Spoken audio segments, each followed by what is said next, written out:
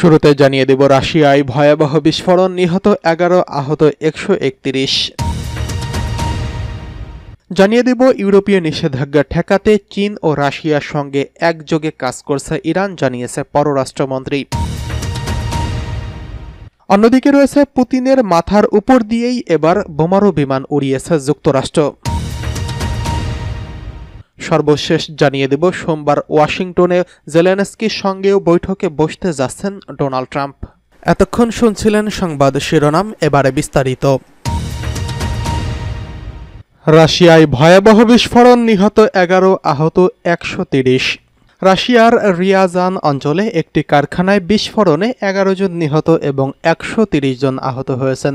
শুক্রবার 15 আগস্ট এই ঘটনা ঘটে। রাশিয়ার জরুরি মন্ত্রণালয় শনিবার হতাহতের তথ্য নিশ্চিত করেছেন। টেলিগ্রামের এক বিবৃতিতে মন্ত্রণালয় জানিয়েছেন, মস্কো থেকে 320 কিলোমিটার দূরে দক্ষিণ পূর্বে বিস্ফোরণস্থলে উদ্ধারকারীরা ধ্বংসস্তূপের মধ্যে অনুসন্ধান চালিয়ে যাচ্ছেন। রিয়াজান অঞ্চলের গভর্নর পাভেল মালকভ শুক্রবার বলছেন, কারখানার একটি কর্মশালার ভেতরে আগুন লাগার কারণে এই ঘটনা ঘটেছে। আগুন লাগার কোনো কারণ জানানো হয়নি। কারখানাটিতে কি তৈরি করা হতো তাও স্পষ্ট নয়। এর আগে বিভিন্ন সময় ইউক্রেনীয় ড্রোন রিয়াজান অঞ্চলে সামরিক ও অর্থনৈতিক অবকাঠামো লক্ষ্য করে হামলা চালিয়েছে।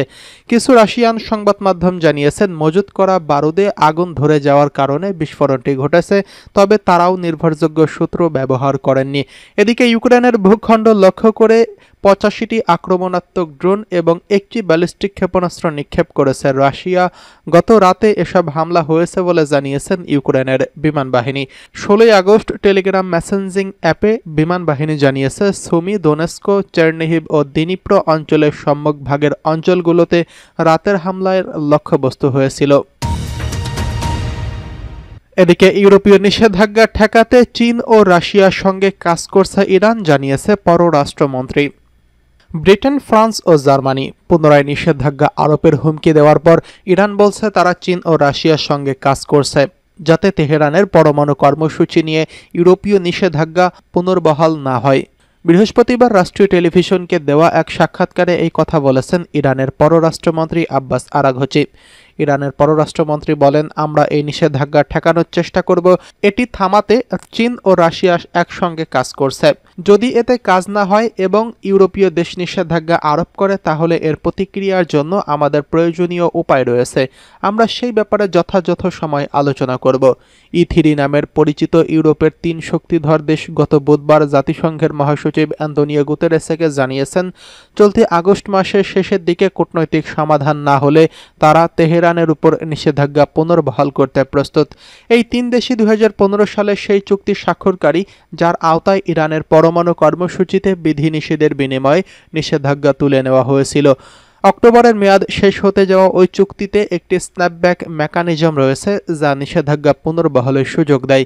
3 দেশের পররাষ্ট্রমন্ত্রীরা চিঠিতে বলেন, যদি ইরান 2025 সালে আগস্টের শেষের আগে কূটনৈতিক সমাধানে পৌঁছতে না চায় অথবা সময় বাড়ানোর সুযোগ গ্রহণ না করে, তাহলে E3 স্ন্যাপব্যাক মেকানিজম চালু করতে প্রস্তুত। ফ্রান্সের পররাষ্ট্রমন্ত্রী জন ওয়েল বারো বুধবার এক্সে দেওয়া এক পোস্টে বলেন, যদি ইরান তার আন্তর্জাতিক বাধ্যবাধকতা লঙ্ঘন এবং অব্যাহত রাখে, তাহলে ফ্রান্স এবং জার্মান ও ব্রিটিশ অংশীদাররা আগস্টের শেষে অস্ত্র, পরমাণু সরঞ্জাম এবং ব্যাংকিং খাতে বৈশ্বিক অবরোধ পুনর্বহাল রাখবে, যা 10 বছর আগে তুলে নেওয়া হয়েছিল। আরাঘচি এই ব্যাপারে বলেন, নিষেধাজ্ঞা পুনর্বহাল নেতিবাচক হবে, তবে সম্ভাব্য অর্থনৈতিক প্রভাব অতিরঞ্জিত করা হচ্ছে। এদিকে এবার পুতিনের মাথার উপরেই বোমারু বিমান ওড়াল যুক্তরাষ্ট্র। শক্তি প্রদর্শনে রুশ প্রেসিডেন্ট ভ্লাদিমির পুতিনের মাথার উপর দিয়ে নিজেদের B-2 বোমারু বিমান উড়িয়েছে যুক্তরাষ্ট্র। শুক্রবার 15 আগস্ট মার্কিন প্রেসিডেন্ট ডোনাল্ড ট্রাম্পের সঙ্গে বৈঠক করতে আলাস্কায় যান ভ্লাদিমির পুতিন। তিনি বিমানবন্দরের বিমান থেকে নেমে ট্রাম্পের সঙ্গে হাত মিলিয়েছেন। এরপর দুজন একসঙ্গে এগিয়ে এসেছিলেন। তখনই শক্তিশালী বোমারু বিমান B-2 উড়ে যায়। ওই সময় অনেকটাই চমকে ওঠেন পুতিন। তিনি শব্দ শুনে আকাশের দিকে তাকান। 22 সেকেন্ডের একটি ভাইরাল ভিডিওতে দেখা গেছে দুই প্রেসিডেন্ট লাল কার্পেটের উপর হেঁটে একটি স্টেজের দিকে আসছেন।